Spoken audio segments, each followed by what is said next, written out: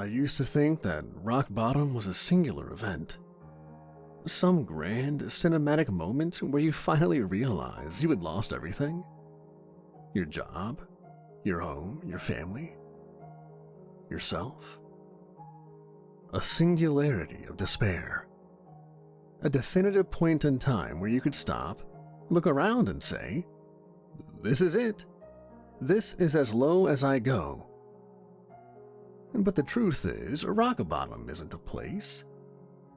It's a slow descent, a steady erosion of the things that once made you whole, until one day you wake up, and there's nothing left of you but a man-shaped absence, a ghost that still breathes. My name is Mike, and I am an alcoholic. I lost my wife, my family, my God-forsaken future all to the bottle. A year ago, she walked out the door and I let her, because by that point, I was too far gone to care the way I should have. Too numb to feel the full weight of it. Too deep in the haze of late-night benders and broken promises to even try to make things right. It wasn't a surprise. She had warned me. She had begged. But addiction is a funny thing. It makes you believe you have all the time in the world, that you can fix it tomorrow. But the thing about tomorrows is, in this scenario, they eventually run out. Now I drink alone. Always alone. It's easier that way. No judgment, no pitying looks. No one left to disappoint but myself. Nights bleed into mornings. The world outside the bars and liquor stores becoming less and less real. Just a backdrop to the quiet self-destruction I have carefully cultivated.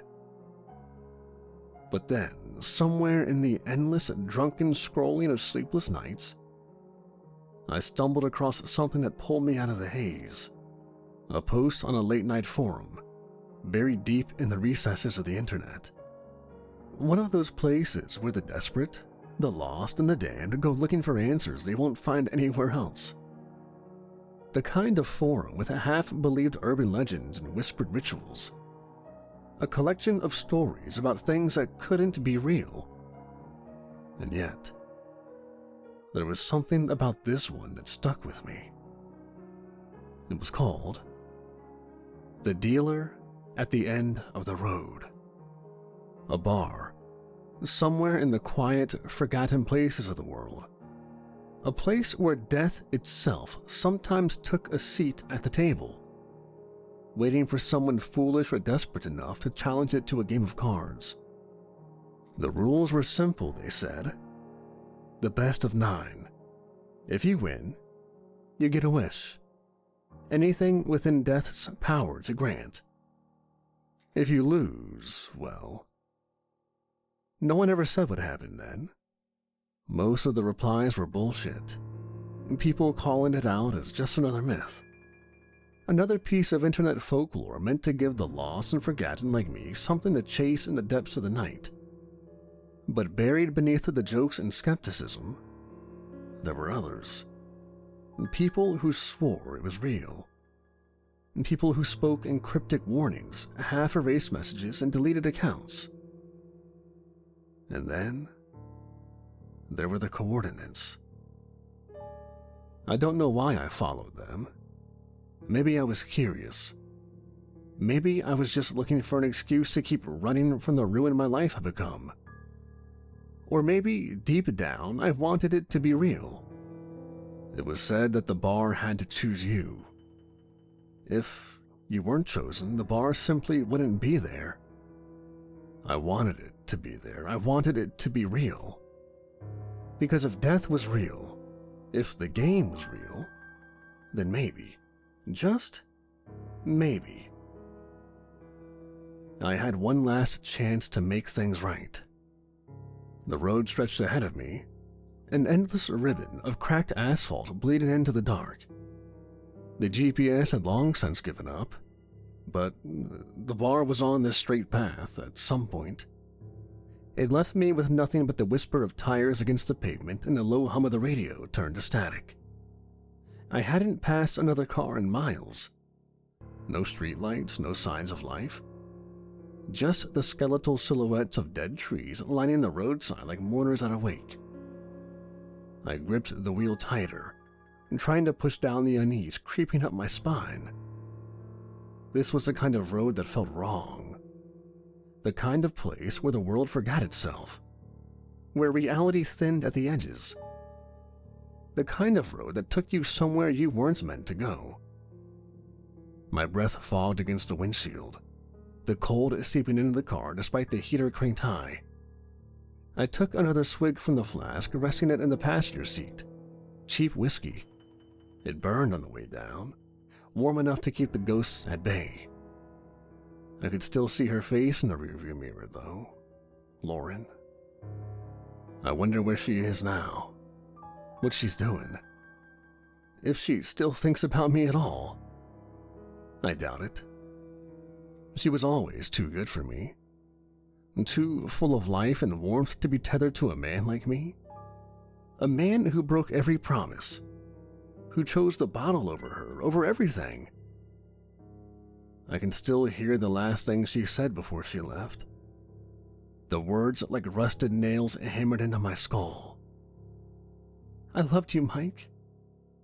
But love isn't enough when you're drowning and all you do is pull me under with you. She was right to leave. I know that. But knowing it doesn't change the ache in my chest. The hollow space where she used to be. Headlights cut through the dark ahead, a neon sign flickering weakly against the light.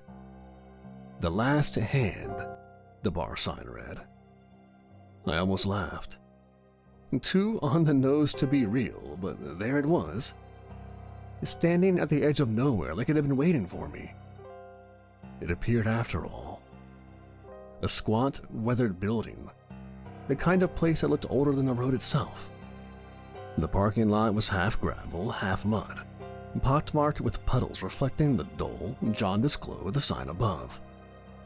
One other car sat in the lot, covered in a thick layer of dust, like it had been sitting there for years. I killed the engine, letting the silence settle. For a moment, I just sat there, gripping the wheel, my breath slow and heavy. I could still turn back.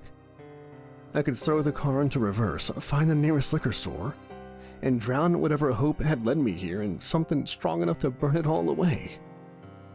But I didn't. I opened the door. The air smelled like rain that hadn't come yet, thick and electric. I stepped through the gravel, boots crunching against the ground, and pushed open the heavy wooden door. Inside, the bar was dim, lit mostly by the glow of dusty amber bulbs hanging from thick chains.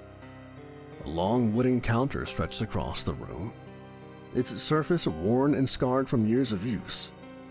Booths lined the walls, their leather seats cracked and sagging. A jukebox stood in the corner, silent, its glass panel covered in a film of dust. The place smelled like old whiskey and cigarette smoke that had seeped into the walls decades ago. Behind the counter, a man looked up from polishing a glass. He was older, his face lined and tired like he'd seen too many long nights and too many souls passing through.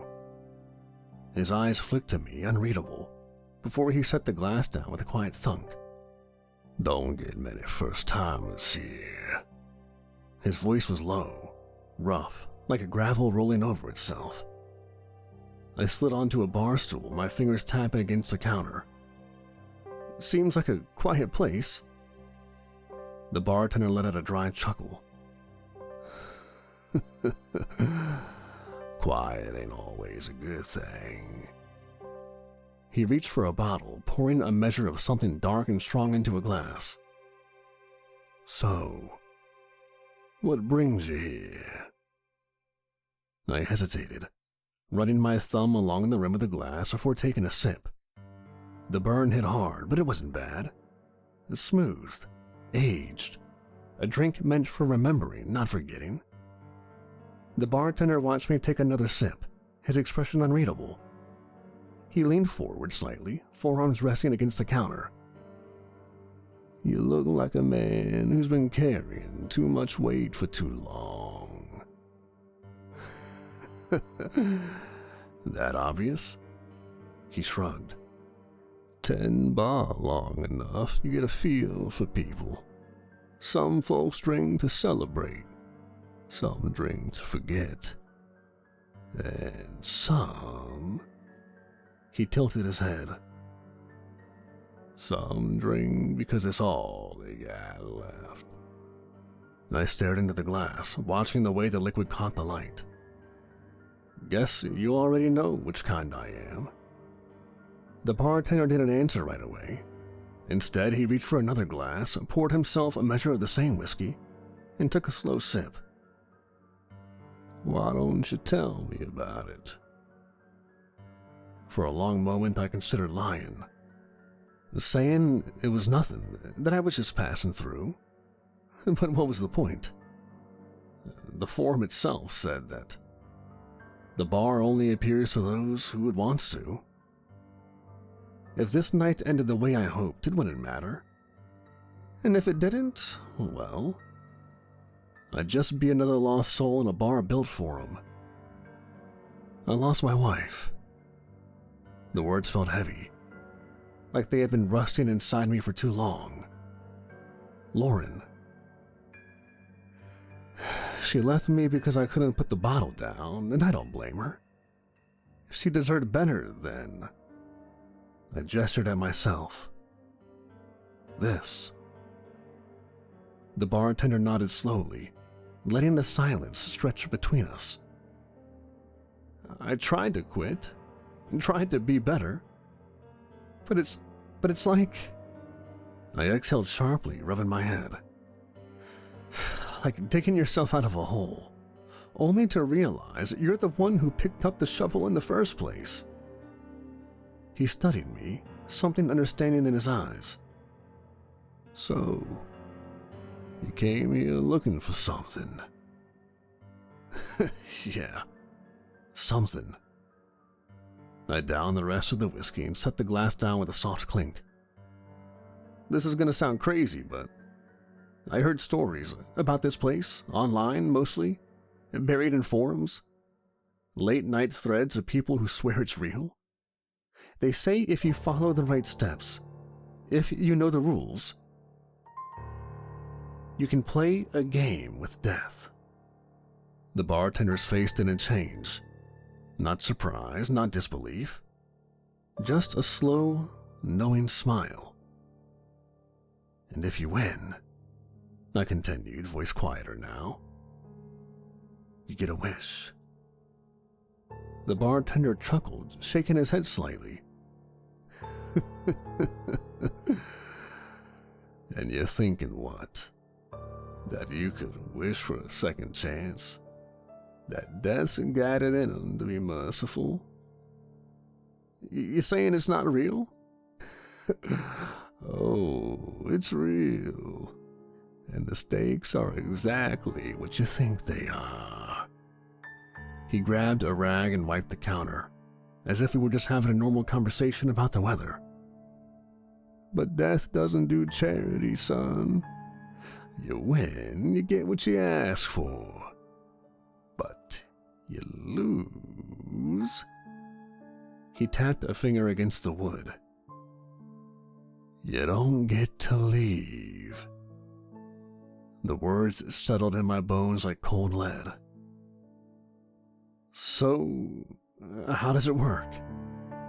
The bartender sighed, glancing toward the old clock on the wall. 3:27 a.m. Then he grabbed a bottle from the highest shelf, its label faded with age, and poured a thick green liquid over a sugar cube. Absinthe. You drink this at 3:33 a.m. in 6 minutes, he said, sliding the glass towards me. Then you leave this exact tip. 1 quarter, 1 nickel, and 1 penny. No more, no less. I nodded, committing it to memory. Then you take a seat. Corner booth, far end. His eyes darken slightly. And then you wait. If Death's interested, he'll come to you. And if he's not? The bartender smirked. Then you drink your poison and go home like every other poor bastard in here. I stared at the glass in front of me, at the shimmering green liquid, at the booth cloaked in shadow. The weight of the moment pressed down on me. 3:33 came around. I drank whatever it was he gave me, left the exact tip, and took my seat at the appointed corner booth. No turning back now. I sat in the booth, the acrid drink burning in my gut, my hands resting against the sticky surface of the table. The air had settled into an eerie quiet.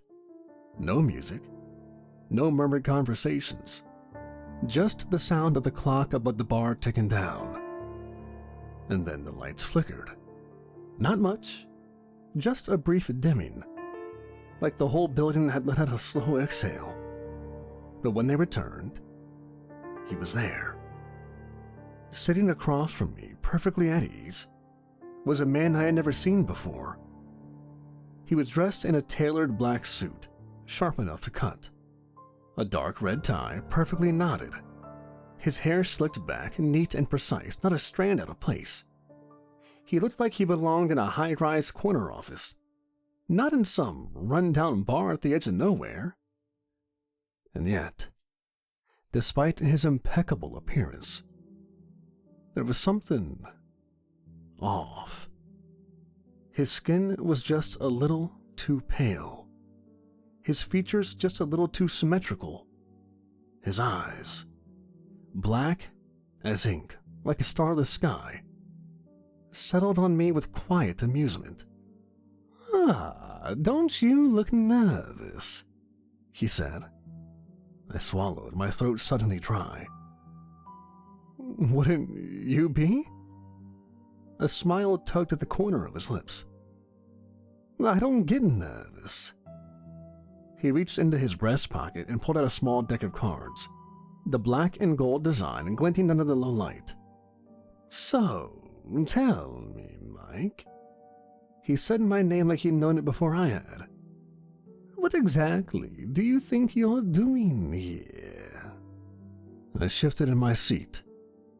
"I thought you already knew." "Well, of course I know," he said, setting the deck down on the table between us. "But I find it much more interesting when people say it out loud." He leaned forward slightly, clasping his hands together. "So, humor me. Why are you here?" I licked my lips, suddenly unsure. "I came to play." He chuckled, low and smooth.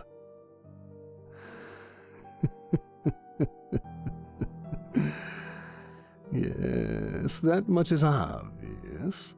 But that's not really what I'm asking, is it? People don't come looking for me just for the thrill of a card game. They come because they want something. Because they're desperate. Because they have nowhere else to go. I want a second chance." "Ah!" He tilted his head. "That's what?" "At my life." His black eyes gleamed with something I couldn't name. "Tell me, Mike, if I gave you that second chance, what would you do differently?" I opened my mouth, but the answer wasn't there. Not really. I could say I'd stop drinking, that I'd be a better husband, that I'd get my shit together. But if it were that easy, I wouldn't be here in the first place. Death studied me for a long moment, then sighed and sat back. Oh, you've all come in with the same story. Regrets, lost love, poor choices. You think if I just wave my hand, undo a few things, suddenly you'll be someone different. He drummed his fingers against the table. Oh, but tell me, Mike, if I send you back, what's stopping you from making the same mistakes all over again? I clenched my jaw. I'd make it right. Would you? His tone wasn't mocking, but it wasn't entirely kind either. Or would you just find a different excuse? I glared at him. I didn't come here for a therapy session. And yet, he said, spreading his hands, here we are. I looked down at the deck of cards between us, the gold etching catching the dim light. The weight of the moment pressed down on me. Death let the silence linger, as if savoring the tension that curled between us like cigarette smoke. When he finally spoke, his voice was measured, almost casual. You know, you're not the first one to come here looking for an escape, looking to have someone back. I looked up. His eyes, dark, endless things, studied me with the practiced patience of something that had seen the rise and fall of empires. That so? I asked, trying for indifference and failing. Oh, yes, Death said, leaning back in his chair. His fingers drummed against the tabletop in slow, deliberate beats. There was a woman once, sat right where you are now. She had the same look in her eye. Hope, desperation, something to prove. I didn't say anything. I just listened. And she bet her soul to bring back her son. He was killed in a car accident. Wrong place, wrong time. She blamed herself, of course. Parents always do. Death continued, his voice distant, as if recalling something from long, long ago. Before they blame me, that is. And she won, beat me fair and square, just like you want to. I felt my hands clenched into fists beneath the table. And Death smiled. Not cruelly, not kindly, just knowingly. She got what she asked for. The boy was alive, breathing, walking, smiling. But he didn't recognize her. Didn't recognize her at all. To him, she was just a stranger. A slow, twisting feeling settled in my gut. That's the thing about wishes, Death went on, shrugging. They're precise, but never perfect. The son she lost, the one who loved her, who remembered her bedtime stories and the way she kissed his forehead when he was scared. That version of him had died on that road. The boy she got back had never been her son at all. I felt sick. What did she do? Death sighed, his fingers tapping the table again. She came back, sat down at this very table again a few years later. You see, she realized something. Grief was better than being a stranger to her own child. She wanted to undo her wish, he said simply. A pause. And the second time, she wasn't so lucky. The silence stretched between us, thick and suffocating. I forced myself to meet his gaze. "So, what are you saying?" I asked, my voice hoarse. "I'm saying," Death said, resting his elbows on the table, "that you should be very careful about what you ask for, Mike. Because sometimes, winning doesn't always mean you get what you want. It just means you get to live with the consequences." I looked back down at the cards. My fingers twitched, itching to reach for them. My pulse pounded in my ears. "Do you still want to play?" Death asked, his voice softer now, almost curious. I exhaled slowly. "Shuffle the deck," I said. "Nervous? Well, it's basic blackjack. No special rules, no doubling down, anything like that. I deal the cards. If you don't bust and decide to stay, my hand is revealed. The highest count wins," Death said, his voice carrying an easy amusement, like this was all just a friendly game between old friends. I didn't answer right away. Death shuffled the deck. I listened to the crisp snap of the cards against one another, grounding myself in their familiar texture. It was a small comfort, the only one I had left. The silence stretched between us, thick and oppressive.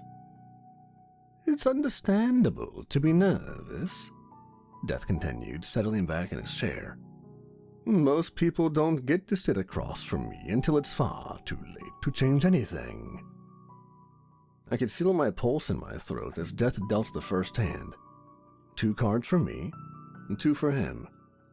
I was given a queen and an 8. 18, all right, not bad. Death had a 9 with the other still turned, hiding its face, shielding its possibilities. Hit or stay? My mind raced. 18 was strong, but not unbeatable. I clenched my jaw, weighing the risk. "I'll stay." Death gave me a slow nod, as if I'd passed some unspoken test. He turned over his other card. 7. Death now had 16. He tapped the deck, drawing his next card.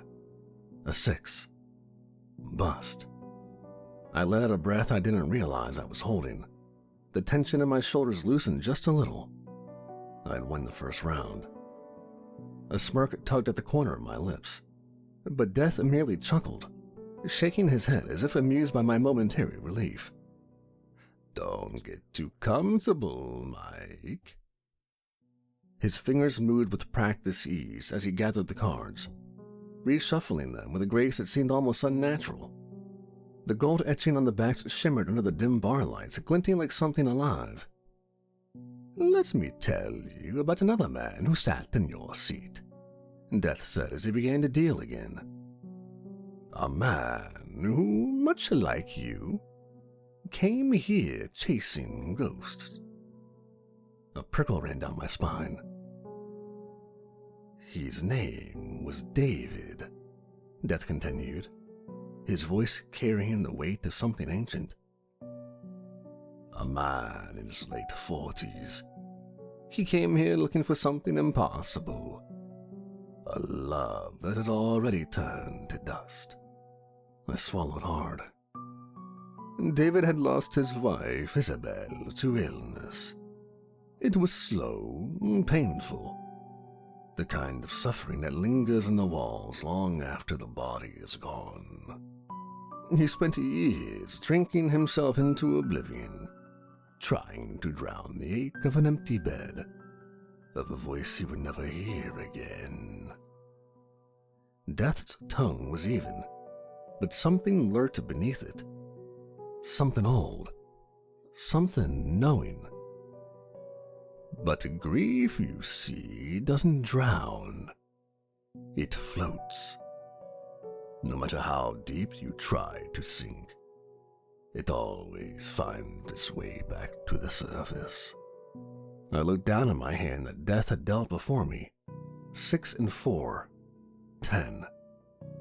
Death's first card was a jack, the other still unturned. I needed a hit. I tapped the table and death slid me another card. A 5. 15. So, when David heard about me, about this game, he saw it as his only chance. He sat where you sit now, betting his soul on the chance to bring Isabel back. And he played well. Better than most. I tapped the table again, knowing I had to take another risk. He slid me another card. A 7.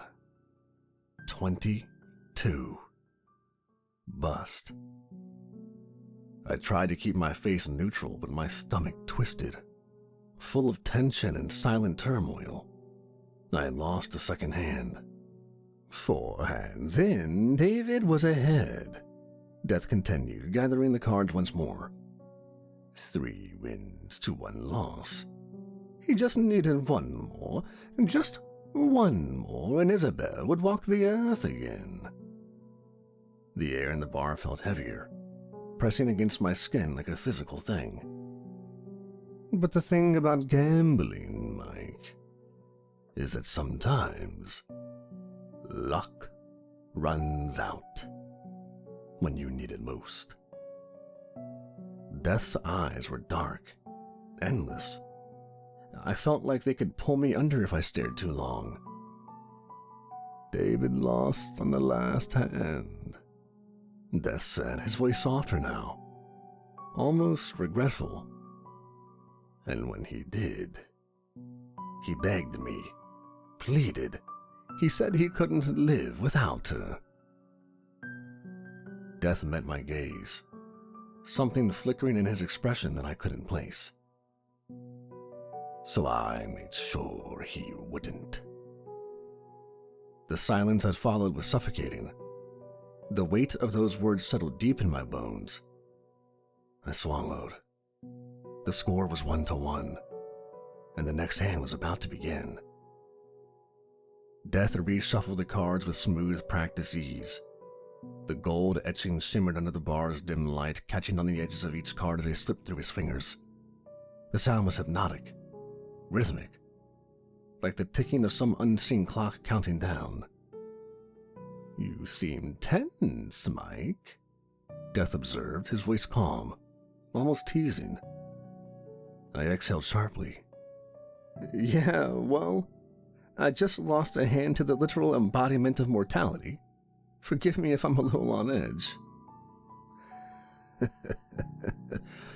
Fair point. But you should know, fear doesn't change the outcome. The cards fall as they will. The question is, will you? I ignored him, trying to shake off the loss and focus on the next hand. I couldn't afford to let doubt creep in. Death dealt the cards. 2 cards face up for me, a king and an 8. Then a face-up card for himself, a 6. Death's second card face down remained a mystery. Decisions. You could stay and play it safe, or risk it all for just a little more. I clenched my jaw. I knew basic strategy. With 18 against a dealer 6, standing was the smart move. I'll stay. Death smirked and tapped his face-down card with a single finger before flipping it over. A 10. 16. A dangerous place to be. I held my breath as he drew his next card. A 7. 23. Ah, that would be a bust. I let out a slow breath. I'd won. The score was 2-1 in favor of myself. Looks like luck is back on your side, Death remarked, tapping the edge of the deck. You should savor that, Mike. Winning against me, it's rarer than you think. What's that supposed to mean? Death leaned forward slightly, his elbows resting on the table, his gaze sharp and unreadable, locked onto mine. Do you really think this is just luck? That winning or losing is as simple as a random draw? He gestured to the deck between us. The cards just don't decide things, Mike. They reveal them. Then what do they say about me? Death studied me for a moment, his expression unreadable.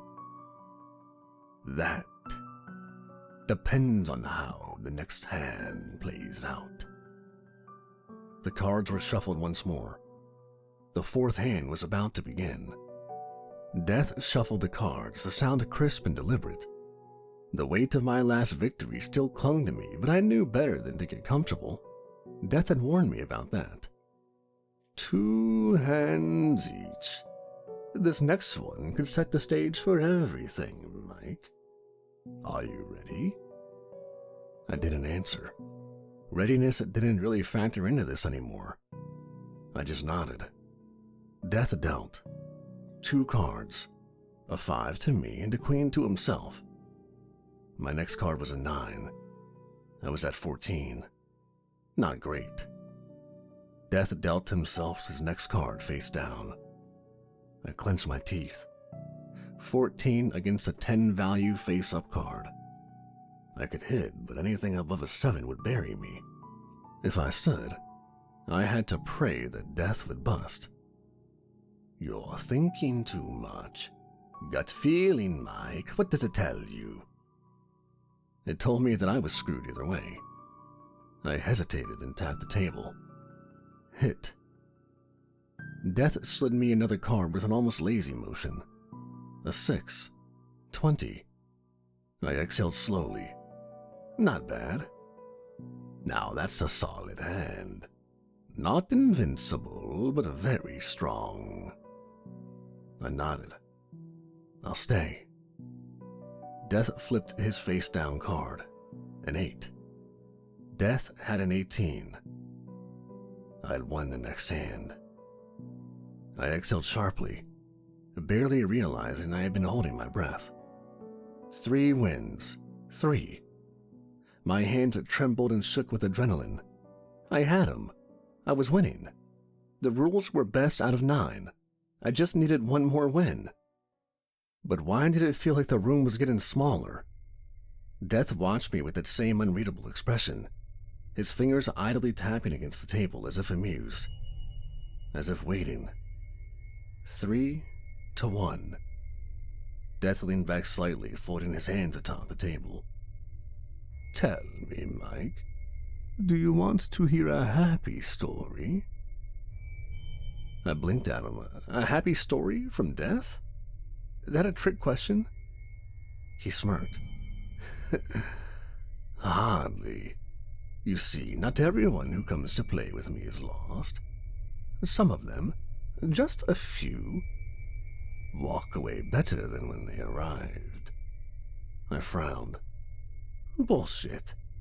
The whole point of this is that you don't lose. You always win in the end. That's the thing, though. Winning and losing aren't as simple as you think. I stayed silent. A long time ago, there was a man who came to me much like you, broken, alone. He had lost his only son in a fire, an accident, a cruel twist of fate. The kind of tragedy that makes people want to strike a bargain with something greater than themselves. He had heard of me, of this game, and he thought perhaps, just perhaps, he could win his child back. I swallowed, leaning in. So he played. Every hand he trembled, every loss he grew paler, and yet he kept going. He won the first, lost the second, tied the third, and barely scraped by in the fourth. And then the final hand came. And do you know what happened? I shook my head. He won. What? He won. Against all odds, against everything he feared, he won. And so, I kept my word. He made his wish. I narrowed my eyes. Let me guess, the kid came back but something was wrong with him. Death sighed, shaking his head. No, Mike. The boy came back just as he was. Perfect. Whole. And his father left this bar with him. Tears in his eyes and hope in his heart. So, what's the catch? You don't do happy endings. Death tilted his head slightly. Don't I? I said nothing. You see, Mike, what people fail to understand is I am not a force of malice. I don't take joy in suffering. I am a constant. And sometimes I am simply a reminder that miracles can still happen. I let that settle in my mind, unsure of what to say. Of course, that's just one story. And for every happy ending, there are a dozen others that don't turn out so well. But it's not my fault. It all depends on the heart of the ones who come to see me. His fingers brushed the deck again. Shall we deal the next hand? I nodded slowly, my heart pounding. I couldn't speak. There was something about his words, so matter-of-fact, yet gentle, that made the heaviness in my chest feel all the more suffocating. He shuffled the deck again, the cards moving with a soft rhythm. The flicker of movement caught my eye. He was waiting, and I wasn't sure for what, but I knew that the next hand was about to begin, whether I was ready or not. Shall we deal the next hand? He asked, his voice low, almost casual. I nodded, unable to find the words, my heart hammering in my chest. It felt like I'd been here forever, and yet it had only been minutes. How could time stretch this way? How was it possible that death could be so ordinary? The cards were dealt. I stared down at mine, a 7 of spades and a 3 of hearts. 10. Death had an 8 of clubs, with his other cards still face down. I tried to steady my breath, but my fingers were shaking as I reached for my first decision. Death's cards were hidden, but the tension between us thickened like the air in a closed room. He didn't rush me. He didn't pressure me. His patience was almost unsettling. You know, he said, breaking the silence, his voice soft. We don't always get to choose our hands. Sometimes we're just dealt what's given. I didn't know how to respond. His words hit harder than I expected. There was something in his tone that wasn't cruel, wasn't accusatory. He wasn't offering comfort, no. That would be too simple. But there was an understanding there that made me feel small. Hit or stand, Mike? Death prompted after a pause, his tone still calm but carrying that weight of quiet expectation. I hit. The card slid across the table with a soft swish. A 5 of diamonds. 15. Another hit, another risk. Wasn't that how it went? I hesitated, then looked up at Death. He hadn't moved, he hadn't spoken. His eyes never left mine. What are you running from, Mike? He asked, his voice steady, unbothered by my hesitation. I flinched. It wasn't like he was accusing me, not exactly. But that question hit deeper than any hand of cards ever could. It was more than just a game now. This was a challenge, a test. I glanced at my cards. Another hit felt reckless, but could I afford to stop now? I took a deep breath, reaching out for another card. Death gave it to me and flipped it over. revealing a king of hearts. 25.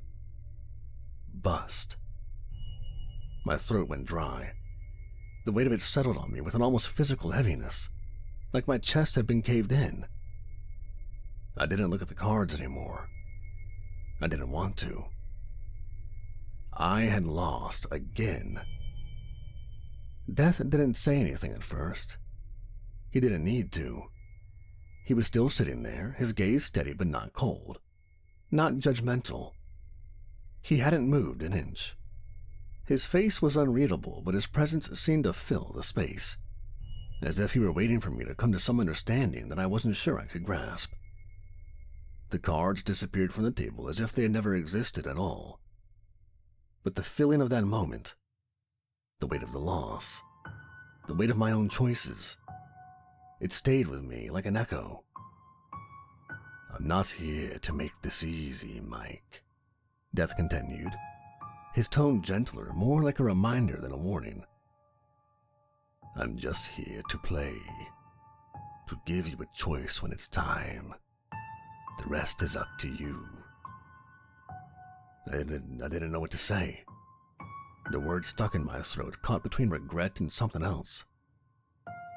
"Ready for the next hand?" Death asked, his voice unhurried. It wasn't a command. It wasn't a challenge. It was just a question. And somehow, I knew that whatever came next would depend on entirely how I answered it. I didn't say anything for a moment. I just sat there, feeling the weight of everything. The lost hands, the mistakes, the things I wished I could take back. And somehow I found the words, though they were soft, almost lost in the silence. "Yeah," I said quietly. "I'm ready." The score was now 3-2 in favor of me. The first two cards slide across the table, cool and indifferent, landing face up. A queen of hearts, the other a 7 of clubs. Death's card is an ace, and I feel the weight of that card, heavy with meaning I can't quite place. His fingers, pale and precise, tap the edge of the deck, causing a soft shuffle of air, a delicate, ethereal sound that settles into the thick silence of the room. His eyes met mine, and for the first time, I realize I'm not just playing a game with death. I'm playing with my life. "Do you remember the moment you decided to come here?" Death asked, his voice soft but steady. The kind of voice that makes you feel like you're being guided through a fog. Calm, sure, but never without purpose. I stare at the queen, at the 7. Something distant stirs in me. Something I thought I had buried. I didn't decide. I was led here. "Led," Death repeats, his gaze lingering on the cards as if he's watching something unravel beneath them. Something deeper than the paper and ink. "Isn't that the story of your life, Mike? You've never really been in control, have you? You've been pulled along, drifting in a current of your own making, but always at the mercy of the tides." The ache in my chest tightens. I'm trying," I say almost to myself, but he hears it, and his lips curl into something between a smile and a sigh. Yes," Death hums, eyes gleaming with something like understanding. "The great human impulse, to try, to fix, to repair what has been broken. But what happens when you've already broken it beyond recognition? When the pieces, no matter how carefully you try to reassemble them, simply don't fit together anymore." I felt a sharp, bitter pang of something I can't define.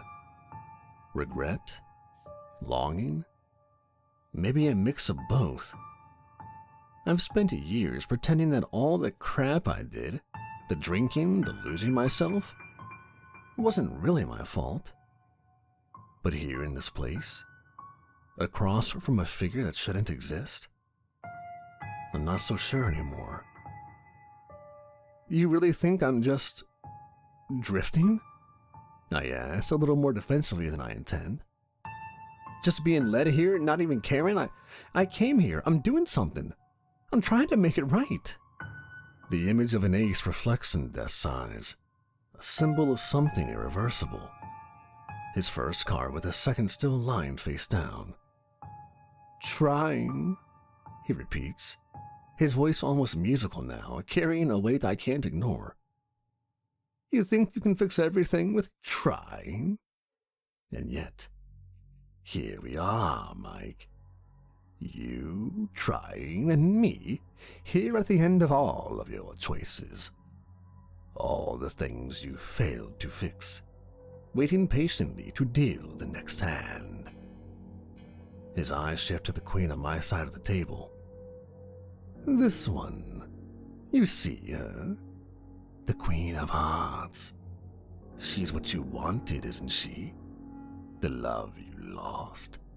The promise you didn't keep. All the people you hurt trying to run away from yourself.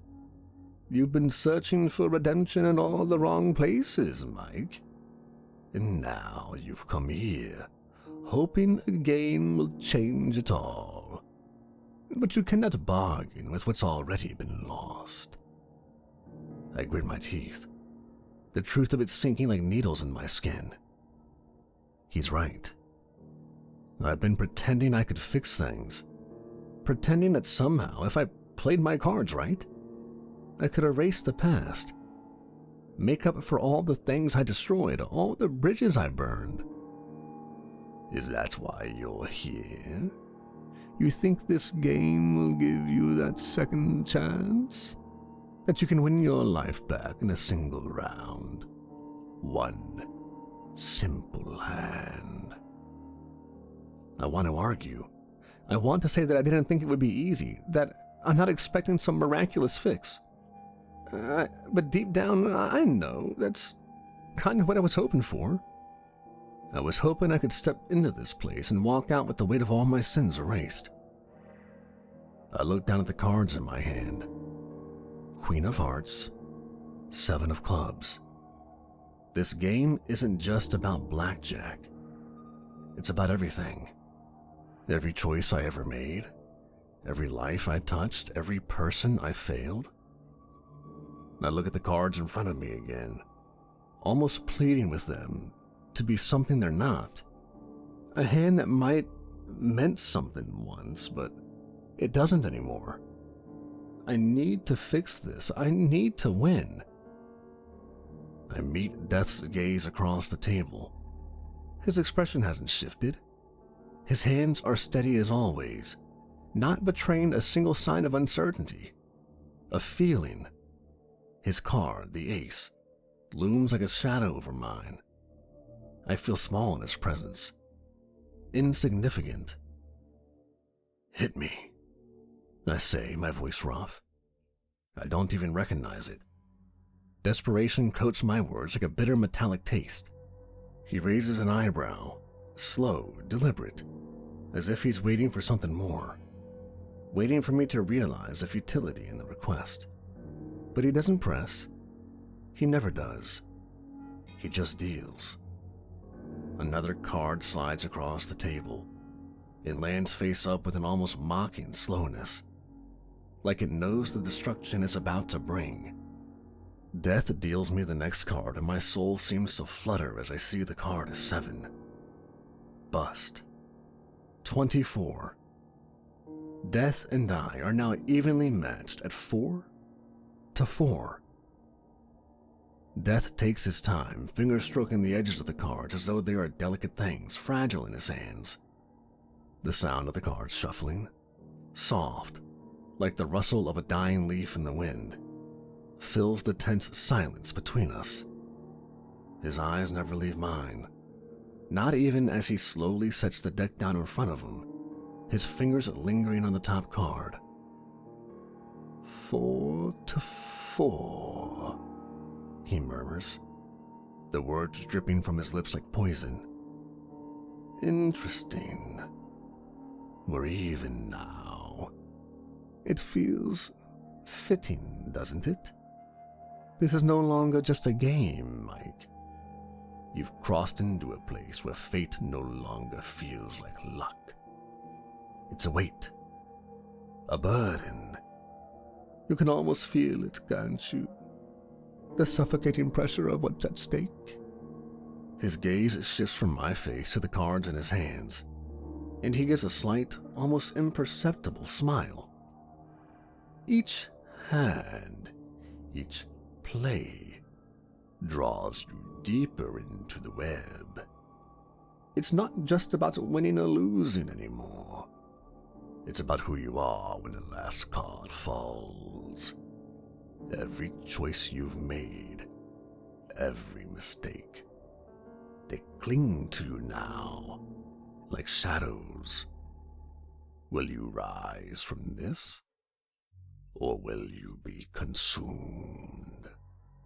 He flips a card casually, as though he's testing the tension in the air. The card hovers over the table for a moment before he lets it drop. Do you feel it, Mike? The weight of the inevitable.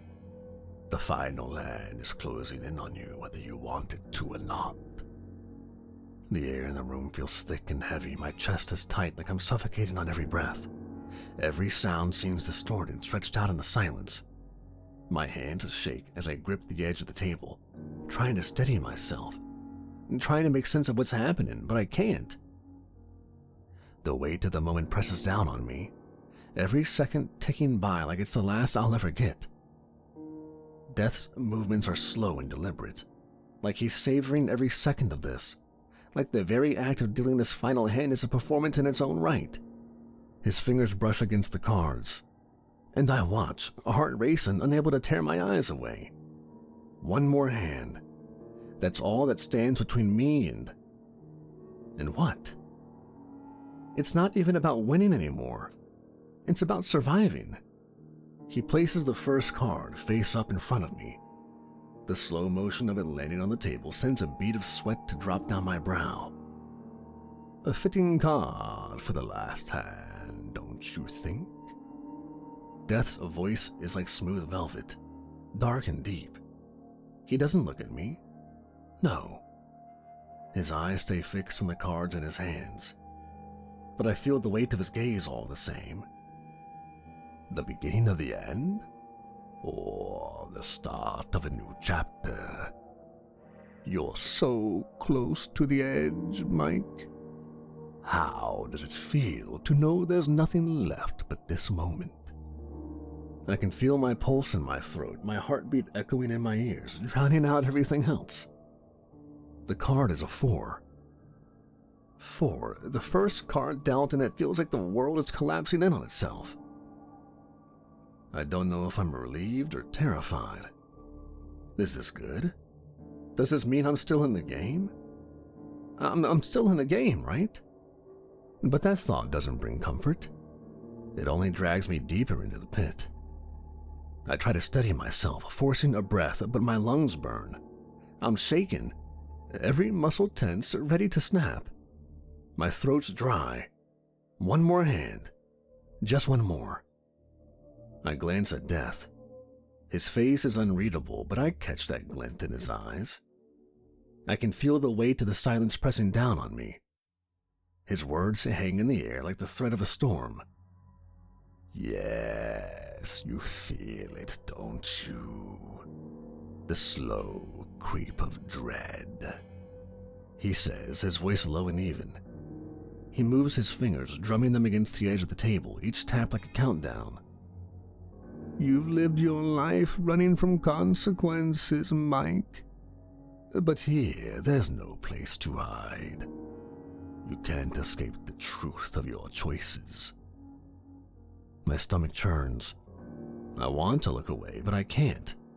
His eyes are locked on mine, and it's like he's peeling me open with every word. I can't escape. I can't escape. I'm stuck here, and I don't know what the hell I'm even playing for anymore. What does it even mean to win? What does it mean to lose? Another card slides across the table. This one's a 9. I look down at the cards. I have 13. I'm getting closer to the edge. Death himself has a Jack of Hearts. Hit me, I tell Death. The atmosphere is thickened, the air colder, denser. The room feels like it's closing in. Death takes his time, deliberate in the way he draws the card from the deck. His fingers hover over the card for just a moment before he lets it fall onto the table. Another pause. It's unbearable. A 2. 15. I'm so close, but not enough. I need more. I need one more. My hand trembles as I reach for the table, my breath ragged and harsh. What's the matter, Mike? Death asks, voice soft. He leans forward just slightly, his eyes never leaving mine. You're not afraid, are you? Not now. Not when you're so close to the edge. Close enough to see the abyss staring back at you. But you still don't know. You don't know what this all means. I can feel it. The fear creeping up my spine, creeping into my bones. I can't lose. I won't. Why was I here again? Oh, that's right. My family. I was here for my family. I needed to stay focused. But what if this is a game I can't win? What if Death is playing me, and he's been playing me from the start? Hit me, I whisper to Death, my voice barely making it out. With Death's showmanship and skill of what must have taken lifetimes to create, I'm dealt a new card. The 6 of Hearts.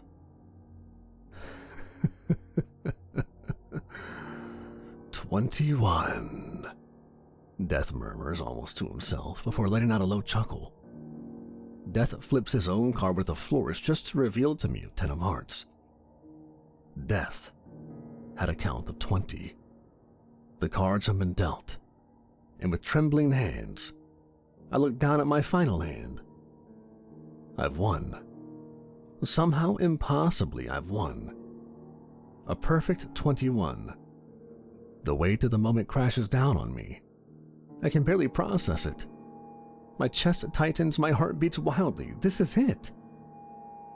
Death doesn't show surprise or disappointment. He simply observes me, his unblinking gaze unwavering. He leans back in his chair, folding his hands together as if the game is nothing more than a passing moment to him. But for me, it feels like the entire universe is hanging by a thread. I think of my daughter. I think of Sarah. They're out there. They're alive. The thought sends a surge of emotion through me. I won't let this moment slip away.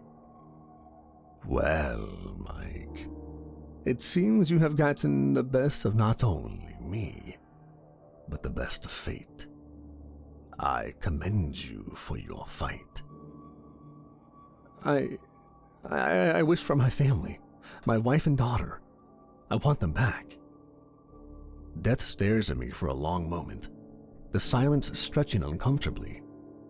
The air grows thick, and I feel every second of it, like time itself is holding its breath. Ah, Mike, you've asked for something I don't often grant. Happiness, reunions, second chances. They're rare, fleeting, not the kinds of things I usually deal in. After all, I'm not in the business of happy endings, am I? I don't say anything. I'm waiting. I don't want to interrupt. I've made my wish. I know it's more complicated than just asking for something, though. I've learned that much. But you didn't win this game of chance. No. You won this game of character, of resolve, of will. You see, this game wasn't about luck, Mike. It wasn't about the cards, no. This was a test of your will, of your determination, how far you were willing to go, what you would sacrifice, the choices you would make. He shifts, his gaze piercing through me. You spent your life running from your own mistakes, hiding behind a bottle, behind excuses. But today, right now, you showed me something different. You showed me a man who would face his demons head on, who would gamble everything, his soul, his very being, just to fix what he broke. I can feel his words inside me, burning through the fog of my thoughts. I wasn't just playing for a chance at a fresh start. I wasn't just playing for myself. I was playing for them. For Sarah, for Lauren. And somehow I passed that test. Maybe I didn't believe it at first, but I do now. It wasn't about winning. It was about what I was willing to lose. Yes, you've shown me enough. You paid your price in ways you'll never fully understand. And for that, I'll grant your wish. For a moment, everything goes still. I wait. But be careful, Mike. You've asked for your family back. Not a new family. Not a better version. But the same ones you left behind. The ones you hurt. Are you ready to face them? Ready to accept that things can't always be what they were? That you'll have to work for this every day? I nod, my throat tight. I don't care about the past. I don't care about how much I've screwed up. I'll do whatever it takes to make it right. I'll rebuild. I'll be better. I'll be the man I should have been all along. And then, with a flick of his wrist, Death's fingers snap. You're free to go. I look around, and suddenly the bar fades out. The flickering lights are gone. The musty air vanishes. I find myself standing outside. A warm breeze brushes my face. It feels real, like the world has shifted somehow. The cool night air hits me, a stark contrast to the heavy warmth of the bar. For the first time in what feels like forever, I breathe deep, really breathe. My body relaxes as I walk toward my car, each step feeling lighter than the last. I'm free. The soft glow of the streetlights feels different. The weight of regret is still there, but now it's replaced with a strange, quiet hope. I know what I have to do. What I want to do. My phone buzzes in my pocket. I pull it out without thinking, the screen lighting up. It's a call from Lauren. My breath catches in my throat as I look down at the name, the tears threatening to spill.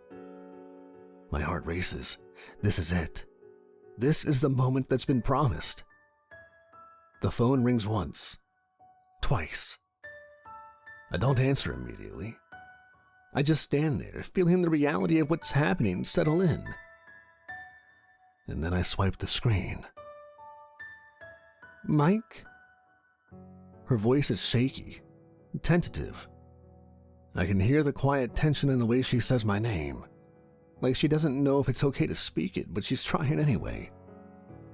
I press the phone to my ear, my hands trembling. I take a deep breath. The world around me suddenly still. Lauren? I don't know what else to say. The words feel heavy, but there's a warmth behind them now. I've won. I've earned this. Tears blur my vision, but I don't care. This is real. Death has kept his word, and now so will I. I don't know what the future holds, but for the first time in years, I believe in the possibility of it.